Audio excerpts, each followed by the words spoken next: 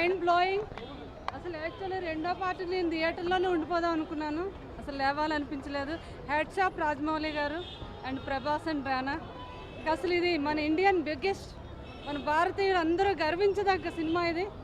All team అందరికీ కూడా head shop చెప్తున్నాను నేను. Super duper. ఇంకా అసలు నాకైతే ఎక్కడికో వెళ్ళిపోయాను నేను. ఇంకా ఈ సినిమా తిరిగి ఉండదు. 100 days కాదు, 355 రోజులు కాదు, మొత్తం హాలీవుడ్ టాలీవుడ్ అన్ని బ్రేక్లో కూడా ఇది బ్రేక్ చేస్తుందని నేను మనస్ఫూర్తిగా చెప్తున్నాను. ఇంకోసారి ఇంకా ప్రభాస్ మైండ్ బ్లోయింగ్. ఇంక నాకు బిడ్డ అవటం, నా కొడుకుగా ఎంతో గర్విస్తున్నాను అనమాట ప్రభాస్. అలాగే రాజమౌళి గారు, టీం అంతా, శోభు సెరుల్ గారు, తర్వాత సెంథిల్ గారు, అందరికీ హ్యాట్స్ ఆఫ్. అంతే, ఎదురు చూడటం కాదు, నాకు థియేటర్లో ఉండిపోవాలనిపించింది. అది మళ్ళీ సెకండ్ పార్ట్ వరకు అంత ఎక్సలెంట్గా ఉంది బాహుబలి.